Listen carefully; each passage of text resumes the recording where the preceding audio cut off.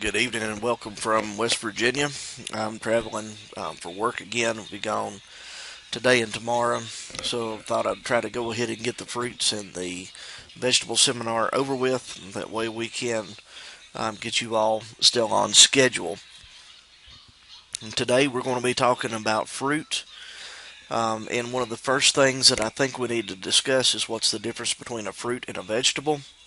A fruit is the ripened seed-bearing structure of a plant, whereas a vegetable is a plant that is grown for an edible part, such as a root, a stem, the leaves, or the flowers, which means the fruit would come from the ovary.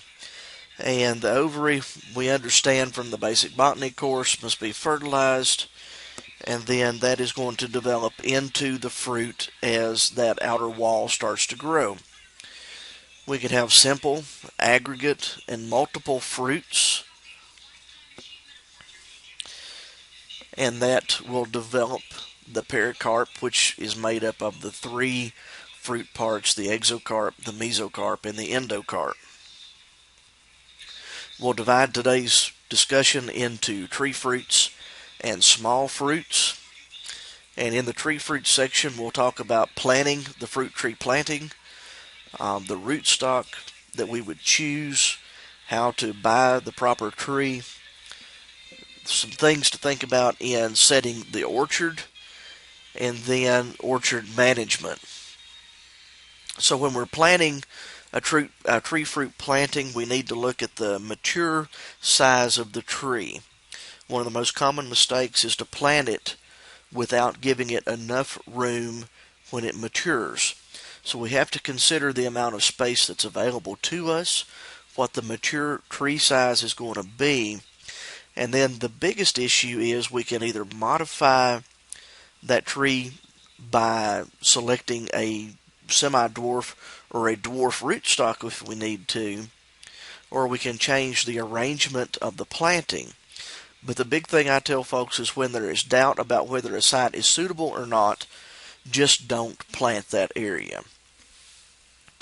To give some examples of how many feet need to be between the rows or between the plants, this is a chart that's developed by Virginia Tech, and we can see where a standard apple tree needs a minimum of 30 feet between the trees.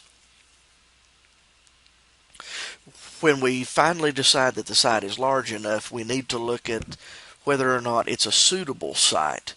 We need good air drainage, especially when we're looking at trees such as the pears, peaches, and plums, which are sensitive to cold and to frost. We want to avoid the cold air that may flow downhill, and in particular, stay out of bottoms and areas where that cool air can pool and might be able to injure the fruit blooms. We want to avoid areas that may have an early frost, may be low or have wet areas, and areas where there are strong winds that may come through. For apple trees, we want deep, well-drained soils, such as a sandy loam or a sandy clay loam, and we need to make sure that there's no standing water, as apple trees tend to have issues with both root rot and collar rot. When we've gotten the variety of tree, we have enough space, and the site selection looks good to us, we need to soil sample. Again, that's one of the issues that I will continue to bring up, because once we get trees or plants that are going to be grown for multiple years in a site, it's extremely hard to take a poor soil and to modify it in the way that is needed. And the reason for that is it sometimes takes cultivation to be able to get the fertilizer or the lime to the depth needed to make those corrections. And with those plants in the ground, it's extremely difficult to go through and cultivate those areas. The other thing we need to consider is varieties that are going to do well in our area. So we need to look at zone maps and hardiness maps to ensure that those varieties are going to do optimally for us. Rootstock is another issue. There are reasons that we will use it, And we'll discuss those more when we get into the apple grafting section of the Master Gardener volunteer work when we hold the workshops in March. But basically, rootstocks are going to control the size of the tree. We can either make it smaller by going to a semi-dwarf or to a dwarf, or go into a standard full-size tree by using standard rootstock. It's also going to impact how early a tree will produce fruit. The more dwarfing effect we have with the rootstock, the quicker we're going to get fruit on the trees. For an example, on an apple, it may take 7 to 10 years from the time that we plant it until we get fruit on a standard tree. It may be cut down to 5 to 7 years on a semi-dwarf, and if we're planting dwarf rootstock, we may actually get fruit within 3 to 5 years. But the other issue that we have to look into is because we are making the top of the tree smaller, it also means that the root system is smaller.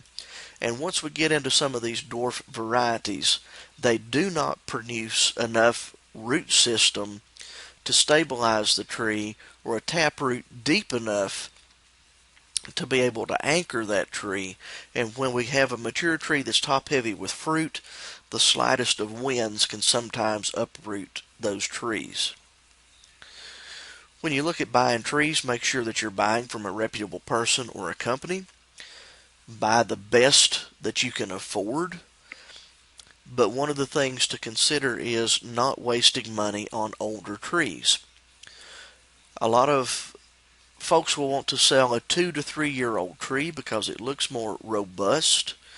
It looks like it's going to be a better growing tree, but understand that you have cut more roots off of it, which means that tree is going to go in what we call a transplant shock.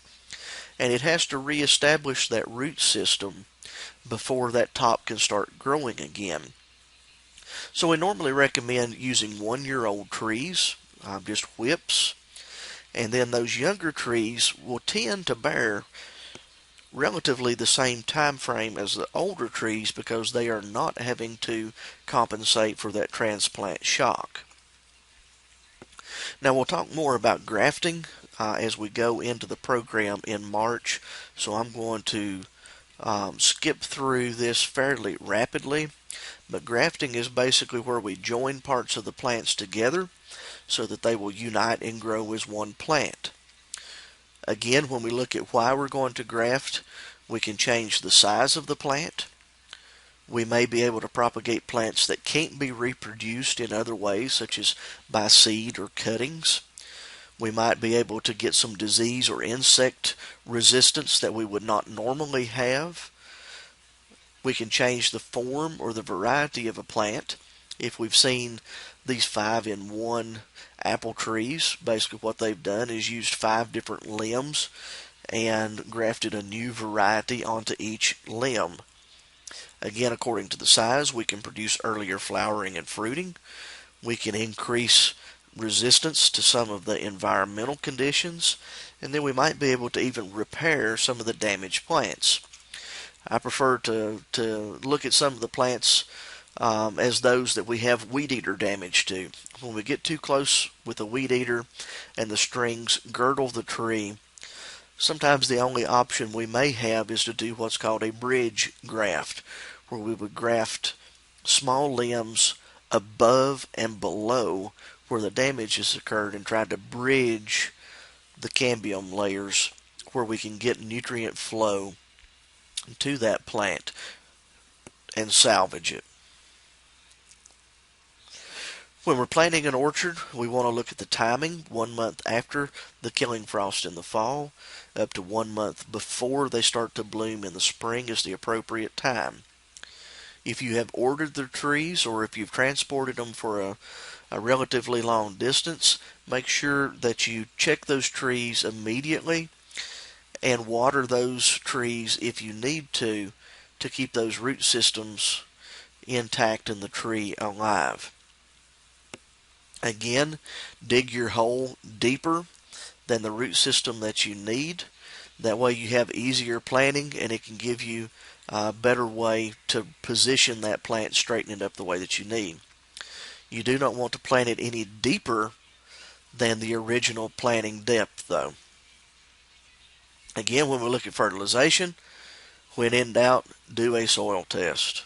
Lime and fertilize according to those recommendations, and then we can look at some maintenance fertilizers once we get the fertility level where it needs to be through that soil test. We do want to either mulch or cultivate the first year or two of growing until we get that tree up to bearing age. And what that does is it eliminates the weeds and the grass that are going to compete with the apple trees for moisture and for nutrients. One thing that we do not do enough of, in my opinion, is by pruning and training those trees in the early years. By training and pruning, basically what we're going to do is increase our ability to manage those trees as they get older.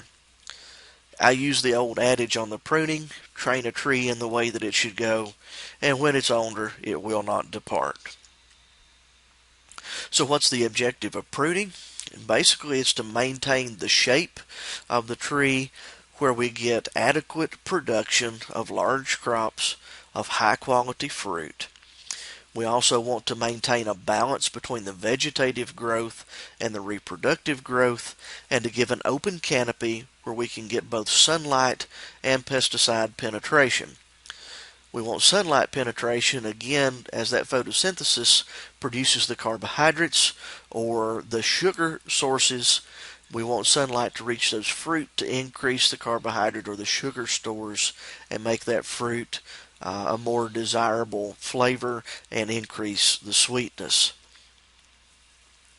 When we look at training and pruning, we can't really separate them in the early years because the way that we train that tree will impact how we can prune the tree as it gets older. If we look at a properly trained and pruned tree, basically it's going to increase our efficiency in being able to prune as that tree gets older. When we do prune a mature tree, though, we need to understand that it is going to delay the fruiting, just overcoming the stress of the pruning itself. It will encourage vegetative growth, which means that we're going to choose against flower bud formation. But that can be beneficial in some ways in that we reduce the amount of fruit, which means that the energy stores will be going towards the smaller number of fruit, but it should increase the size and the quality of the fruit that is growing. Small fruit, we'll look at strawberries, grapes, brambles, and blueberries. Looking at strawberries, we want good disease-free varieties. Some of those include All-Star, Early Glow, Late Glow, Chandler, Sweet Charlie, and TriStar. And one of the newer ones that we've been growing in the area is Camarosa. Camarosa tends to provide a fairly large berry that is dense and does not have the hollowness as some of the other varieties mentioned. And it is a good variety for the area. Strawberries are normally divided into everbearing, day neutral, or June bearing. The day neutral varieties tend to bloom all year, but will have a better size fruit and usually better quality fruit. Again, with strawberries, soil test. Follow that recommendation. Use disease-free plants. We're going to plant 3 to 4 weeks before the last killing frost in the spring. And we're going to plant those 12 to 16 inches apart with 3 to 3.5 feet between the row. Making sure that those plants are put in the ground properly and that those roots are spread out is critical with strawberries. If we crowd those roots and get those turned upwards, they will not grow right and you will have stunted small plants. After you've transplanted that first year, make sure you remove any of the flowers that would form.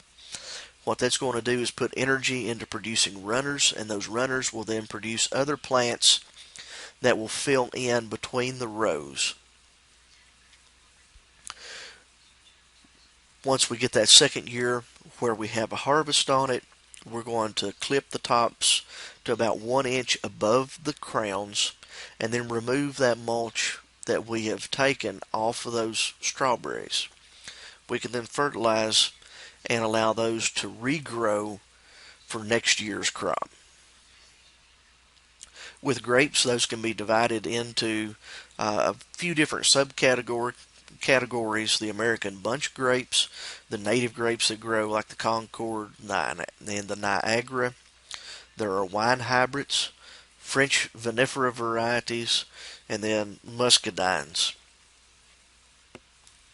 We need to understand that grapes are deep rooted. They like a high amount of organic matter. They need extended sun exposure. And again, we're going to plant those 3 to 4 weeks before the last frost. 1-year-old plants are preferred, and we're going to plant 8 to 10 feet between the plants. And on the rows of grapes, I usually tell folks to plant those 6 to 8 feet apart, however wide it takes you to get a tractor between the rows so you can bush hog and maintain the grapes. Again, we're going to follow standard fertilizing recommendations. That first year, increase the second year, and then again fertilize at a maintenance level from there on out. On pruning grapes, I usually tell my producers you cannot prune them enough. Prune a grape until you think you've killed it, and then take just a little bit more off of it. We can talk a little bit about the way that we're going to prune grapes and the way that we maintain them in greater detail. But in essence, what we're going to do is cut them back until we only save one cane for each one of the arms or the trellises that we create that previous year. We'll cut it back to about 10 buds, and then that's going to be what the vines grow off the next year to produce the fruit. And this shows some different pruning and training methods with the way that they are training the trellis for the grapes. With blackberries, again, 1-year-old disease-free plants. There are a few different blackberry varieties that are recommended. Some of them have thorns, some of them are thornless. With the thornless varieties, one of the things you need to understand, though, is we see increases with the vine borer.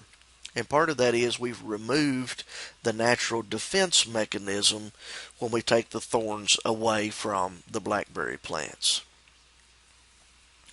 When we look at raspberries, there are different varieties of reds, blacks, purples, and yellows that do sufficiently well in Virginia. They again prefer deep sandy loam soils with a high organic matter.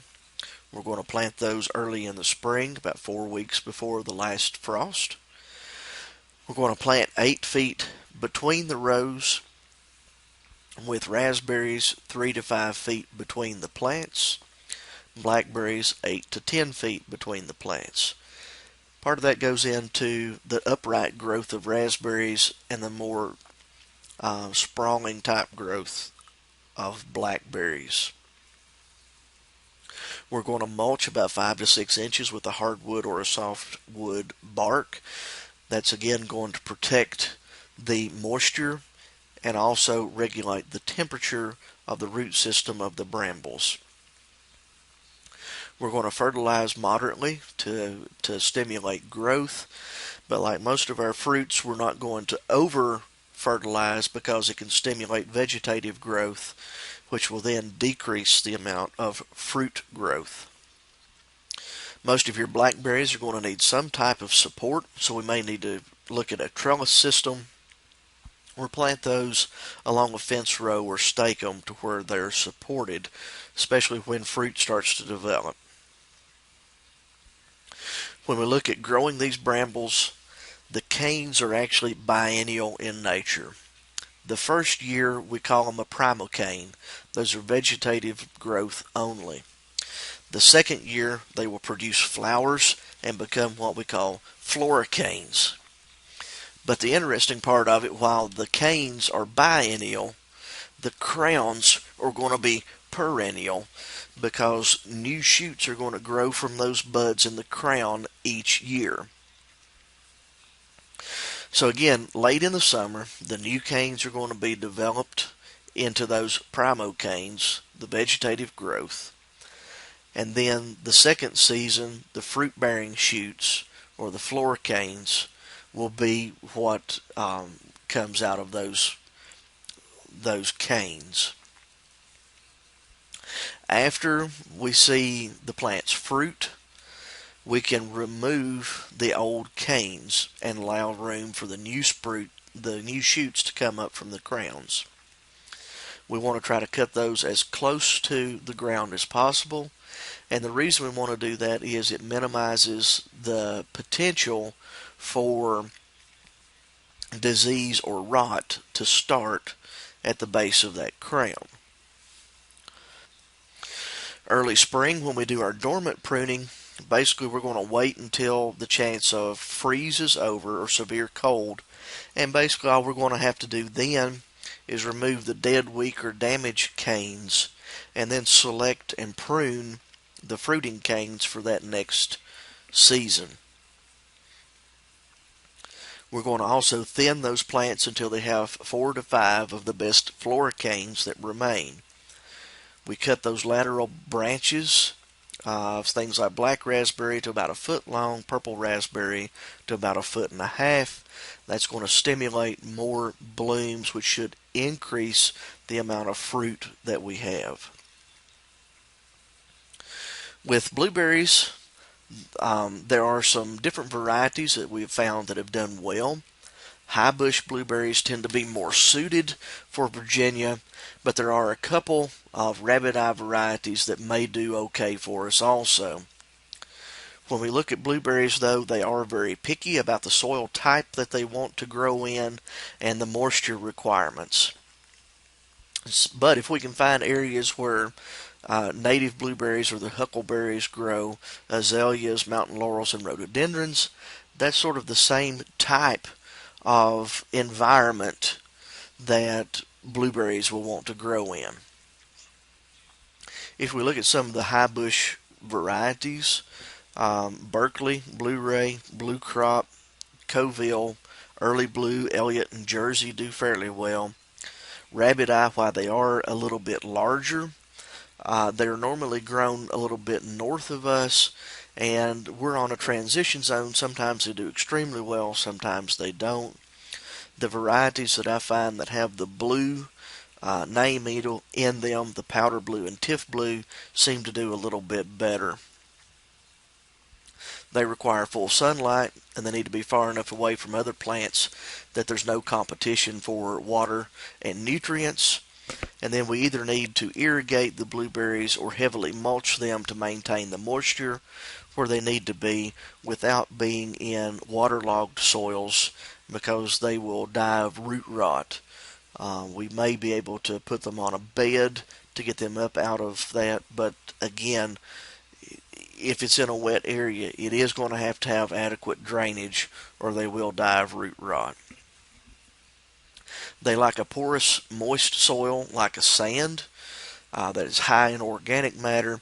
But here's the key. The pH needs to be between 4.2 to 5.5, and I prefer keeping it in the 4.2 to 4.5 range. When we talk about nutrients and either the deficiencies or the toxicities, with blueberries, once the pH gets above 5.5, we start to see iron deficiency, and it'll show up as chlorosis in the plants. So it's critical that we have this soil tested and adjust the pH to the proper level. And if we need to add some acid producing products, we can use materials such as peat moss, oak leaves, pine needles, Plant material that's high in tannin, which will lower the pH, or if we need to, we can look at adding sulfur, which will lower the pH also. Now, this needs to be done at least 6 to 12 months in advance to make sure we get the pH low enough and that it stabilizes in the area where those plants need to be grown. Again, ideally, I prefer 4.2 to 4.5. On blueberries, we're going to use 2-year-old plants, something around 15 to 20 inches high. Again, those are going to be put out in early spring, about 3 to 4 weeks before the last frost. Those are normally planted somewhere between 4 to 6 feet apart. Again, make sure there's plenty of room to plant those in the ground.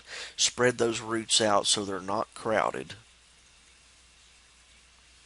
With blueberries, we also want to mulch for a couple of different reasons.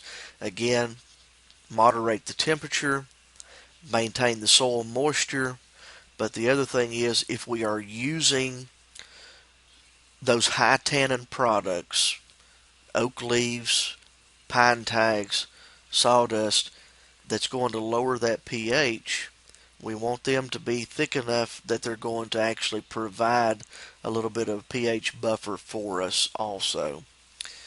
If we use bark, we need to maintain about 5 to 6 inches of mulch through that bark.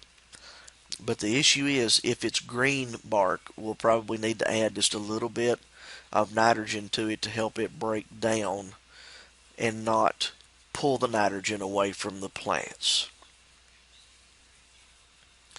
Fertility wise, we're going to add just a small amount of ammonium sulfate. Again, that sulfur should help maintain the pH at a low level.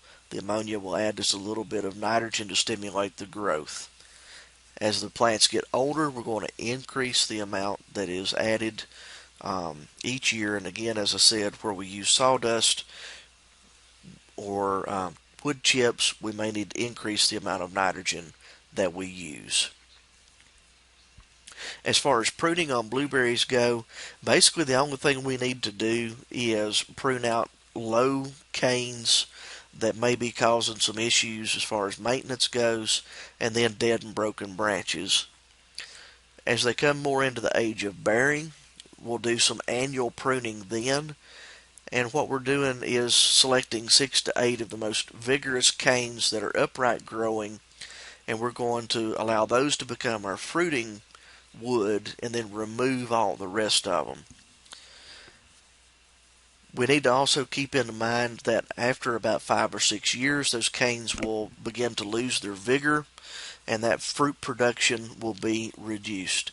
So we can look at pruning and trying to get new canes to replace those, or we can plant new blueberry plants. And with that, we're going to conclude the fruit section, and we'll start with the vegetable section next.